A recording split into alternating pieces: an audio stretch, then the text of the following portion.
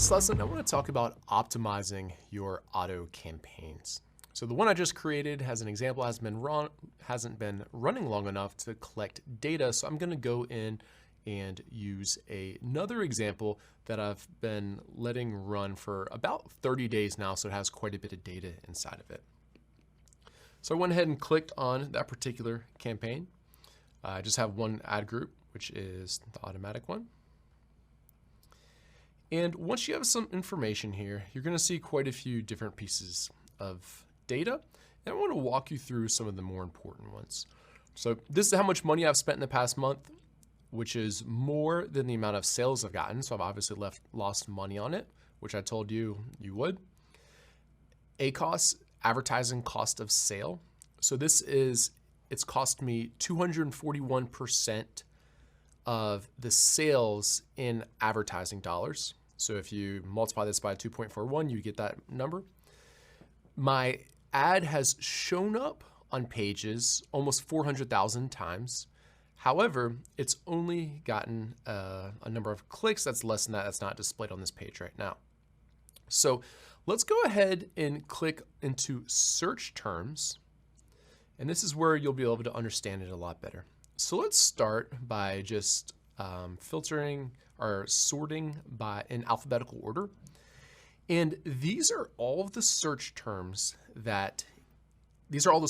or products actually that Amazon has decided are what they think relevant for my particular product. So I see this particular product are bamboo marshmallow sticks. So I see all kinds of stuff, some of them related, some of them aren't. And then once I get down here, what you'll see is there's a whole bunch of kind of like alphanumeric strings that all start with B. What these are actually Amazon listings. And let me show you. So Amazon decided they should show my product on this particular listing. So they might have shown it right here.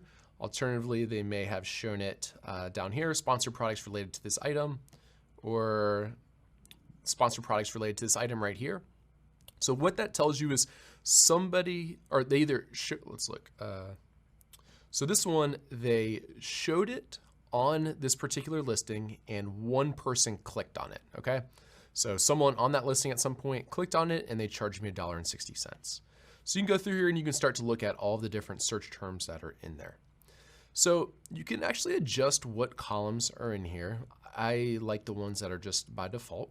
So what I can see here is the search terms or product that Amazon showed my listing on, how many times it was clicked on, how much money I've spent, how many orders, both in units and dollars, I received as a result of people clicking on those, and the advertising cost of sale or ACoS, which again, that's the percentage that it cost in advertising dollars versus sales. So there's a lot of information on here, like how do you use it? How do you make it beneficial? And essentially what we want to do with our automatic campaigns is it's like, hey, Amazon showed a whole bunch of, showed our ad for a whole bunch of different keywords or different listings. A bunch of people have clicked on it. Some people purchased, some people didn't. What we want to get out of this is we want to find all of the keywords that are performing very badly and tell Amazon to stop showing our product for those keywords. And then we want to find all the keywords that are performing very well so we can put those and make sure they're in our manual campaigns where we can optimize them on a more granular level. Because right now inside of automatic campaigns, we can't optimize on the level of the particular keywords. A new feature was added fairly recently that does allow us to change our bid for the particular match type, but we can't change our bid for the particular search terms. So the way that we remove the high performers and the low performers is with negative targeting, okay?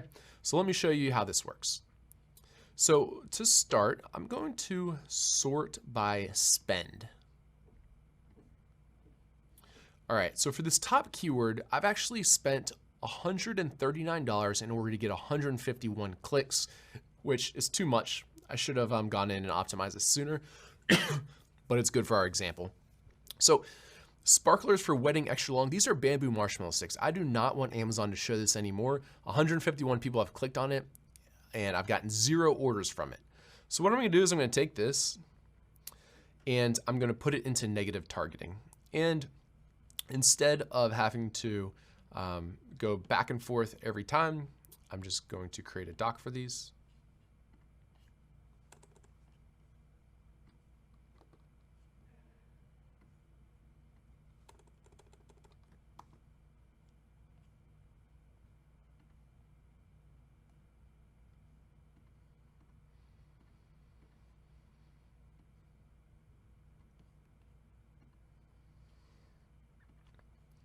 So I'm going to list all the keywords that are poor performers. So that's 1. Wedding sparklers. I actually have gotten 2 sales surprisingly enough, but I had to spend almost $90 to get it. And wedding sparklers, those aren't really bamboo marshmallow sticks, so I'm actually going to remove that one. Wedding decorations, same thing. 35 clicks, $52 to spend. Jungle sticks, surprisingly enough, people are searching specifically for my brand name, clicking on it and then not purchasing it. To be honest, this is probably because it's part of a case study and those are people that are kind of clicking on it by accident, but I'm gonna go ahead and remove it because still it's not performing well. Sparklers for wedding, again, this time 29 clicks for 1 sale. The ACoS isn't terrible, so I'm actually gonna leave this for now, but I'm a little bit skeptical. Now, usually my rule of thumb is if there are 10 clicks and no sales, then I remove that keyword. That's a general rule of thumb. Now, if it's had like 7 clicks, but it doesn't seem anything related, or 5 clicks, but it doesn't seem anything related to my product, then I'll also remove it. And if it's had like 12 or 15 or even 20 clicks, but it seems very relevant for my product, then sometimes I'll leave it. So I'll leave this one for now. I'm going to remove this particular ASIN. Sparklers, fireworks. For some reason, Amazon thinks my product's like sparklers or fireworks or something. Wedding favors.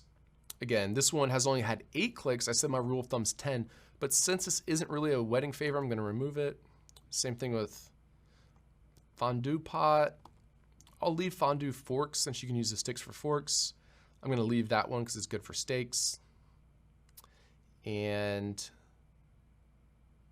I'm gonna leave most of the rest of these. Like sandwich maker though, that's a stretch. It's only had 3 clicks, but to me it's like, man, I don't think anyone's gonna purchase this when they search for sandwich maker.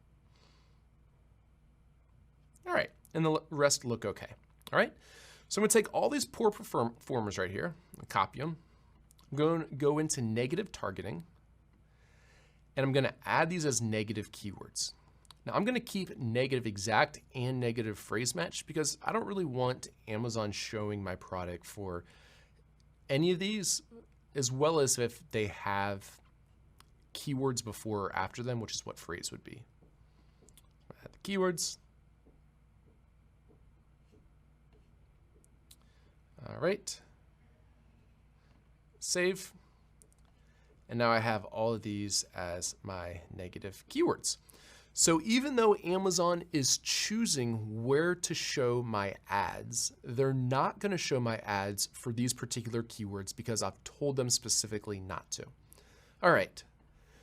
Now, the other thing we want to do is we want to see if there's any real high performers in the group. So to do so, I'm going to sort by orders. Funny enough, wedding sparkler is the only one I've gotten more than 1 sale on.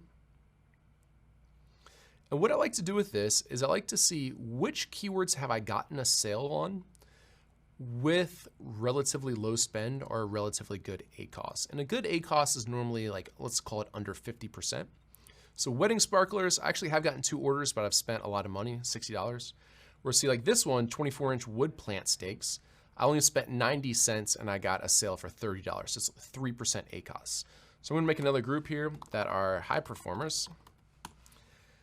And what I want to do is I want to add all these high performers. Like these are all really low ACoS, 3, 8, 4, 5, 5, 9, 5, 5, 5. That's definitely not always the case. Wow, even RV accessories, which is kind of strange. I'm going to take all of those. I'm going to paste them in here. Sparklers for weddings. It doesn't look like I have that. I'm actually going to make that. Oh, we said we'll leave that one. All right. And that one's a pretty high performer. All right, so what I'm going to do now is I'm going to add all the high performers also to the negative targeting list. And you might think like, wow, that doesn't make any sense. I'm going to make sure that these are on my manual keyword list. And then I'm going to tell Amazon, hey, now that these are on my manual keyword list, I do not want you showing these. I want to show them because I can adjust the bids on a more granular level. So, you know, since like I got one sale and it's only 3% ACoS, but I've only gotten like one click on it. Now I can think like, okay, since my ACoS here is so good, I wonder what happens if I increase my spend to $2 or $3. Amazon, or you know, like then I might be able to get more impressions, get more clicks, and get more sales off this. So that's why I would rather have it in a manual campaign versus this automatic campaign. Copy all those, go into my negative targeting.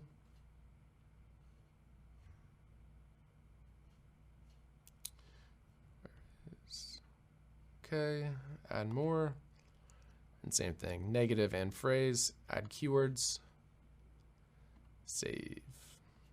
All right, so now these are all of the negative keywords, both the high performers and the low performers.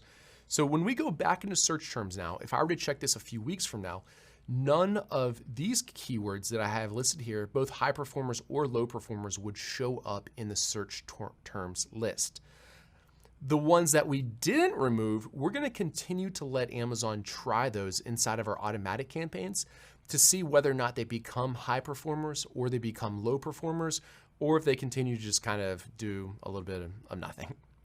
So the last part here of optimizing my automatic campaigns are going to be to add these keywords to my manual campaigns.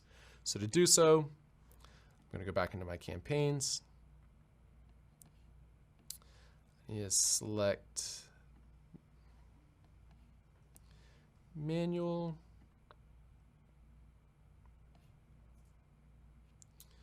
For whatever reason, the exact match is out of there. It's all right. I'm going to go into this ad group. And I want to make sure that all these keywords are included in it. So add keywords. I'm going to enter a list. The list, as you can guess, is just my list of high performers. Copy all those, paste them in here. And then this one's just exact, so I'm going to do that. So add keywords. All right, they don't even have recommended keywords for a lot of the recommended bids. So since I know a lot of these are high performers, I'm actually going to bid a lot of money. So I'm going to say $3 for all of these. And remember, if it's less than that, like if your competition's only bidding 20 cents, then they just charge you like 25 cents. They don't charge you $3. Whoa, how did hot chocolate station supplies, how did that get in there? I guess that was one of them. I would go back and check that, but for the example, I don't need to. I'm going to go ahead and raise this one too. And I'm going to go ahead and raise this one as well because I also know it's a high performer. Remember, these are just exact match right now. So save. I've added all those in. If I didn't already have them, now they're definitely in there. And the last thing I would do is I would go back and also add those for phrase and exact.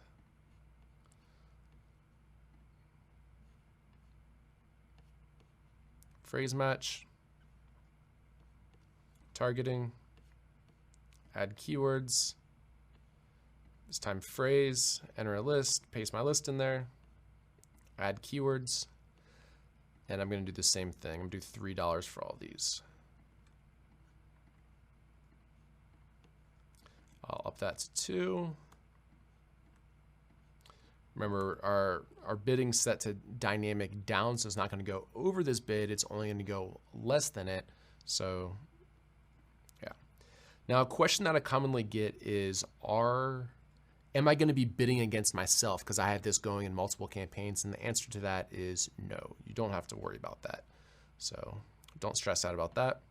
And the last thing I'd do is I'd go in and do that for broad match. You guys don't have to watch me do that. I think by this point you understand how it works. But to recap, the way that you optimize these automatic campaigns, you let them run for a certain period of time. It's like minimum a week, but 2 weeks or 3 weeks would be better. Actually, you can start optimizing after 1 week. So like go in there after 1 week, and we're gonna look at the search terms, right?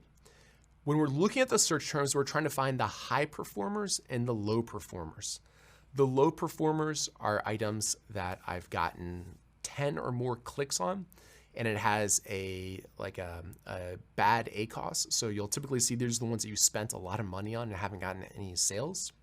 The high performers are going to be the ones that have gotten 1 or more sales off a fairly low number of clicks. So your ACoS is like under 100% or maybe even under 50%. You're going to want to take those and put those into the manual campaigns. Now remember, both the high performers and the low performers are both going to get put into negative targeting, because now that we are bidding on these in our manual campaigns, we don't want Amazon bidding on these anymore for us. We want to be able to control how much we're bidding on for these particular keywords. So that's all there is to it. It's not as complicated as it seems once you get in there and do it yourself. So that's what I recommend doing. Go in there, set up an automatic campaign, go check it out after a few days, and you'll see the search term report for yourself. Thanks.